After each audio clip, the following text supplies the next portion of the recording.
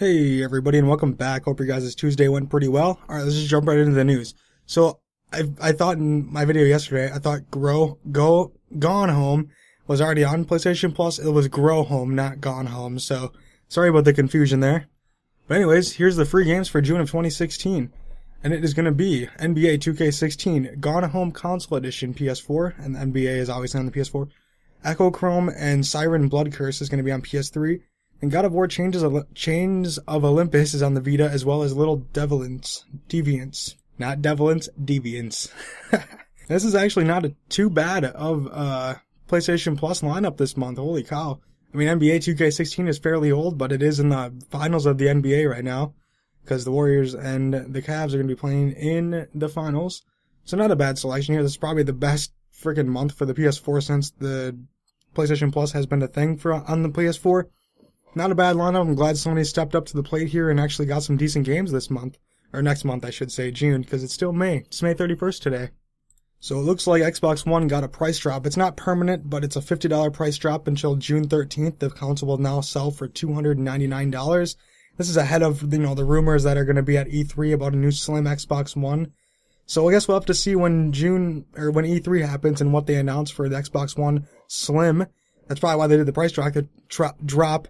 They're trying to get rid of their old inventory to make room for the newer inventory. And if you guys aren't aware, the Slim Xbox is rumored to be 40% smaller than the current model. And it looks pretty cool. I mean, I guess I personally prefer the bigger Xbox. I know that sounds stupid, but I personally would prefer it.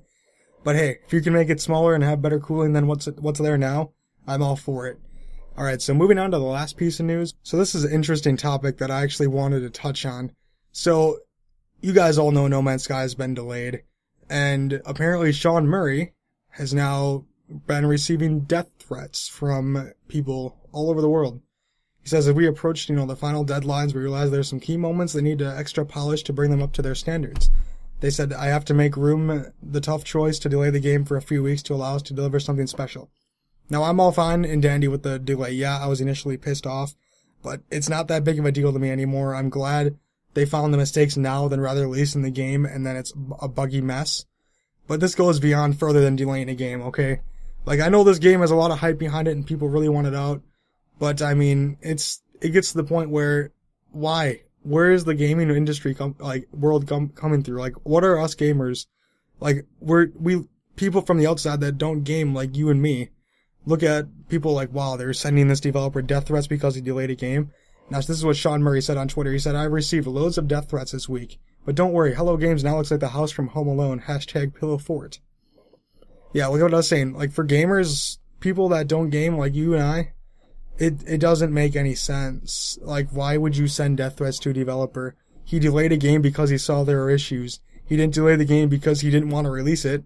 He delayed it because there were problems with the game. I don't understand why people have to feel the need to threaten somebody's life because it's a video game. Like, at the end of the day, it's just a video game. It's not gonna affect your life or my life. Yeah, it's enjoyable to play, but it's, like I said, it's a video game. It's not a real thing. Like, it is a real thing for, like, a hobby and, like, playing. I love playing video games, but I would never go out of my way to send a developer death threats for delaying a game. As much as I want the game to come out, that's perfectly fine. I'm sure Rockstar didn't get this kind of hate. Like, this is an indie developer with, like, 4 people. They're making a game, like, smaller than anybody would have even, like, thought. Like, their group that they have, their crew, their developing team, they have a really small staff. So the game they're making is, nobody has ever made it, and I don't know why people are so uptight. Do they think, like, Hello Games is just the biggest studio in the world, like EA? Because they're not even close. I think they're from England, if I'm not mistaken, or Ireland or something like that. And it's not, yeah, a couple weeks. That's not that big of a deal. It's not like they're like, yeah, we're going to delay the game. We don't know when it's coming out. But, like, if it were to get to the point where they delay it and then they keep delaying it after, like, August, say, July 25th comes around, then they delay the game again, yeah, then I would put something in there and say, okay, you guys need to stop delaying this game. I mean, I don't know. I don't get why people have to go out of their way to send death threats to a developer that, honestly, he's doing nothing wrong but making the game better. So I really don't get it. Like, I want to know your guys' opinion down in the comments. Do you think it's right for somebody to send death threats to a developer just because they delayed the game, that they found issues that popped up within the game, that they're like, yeah, this isn't ready to be released in a month?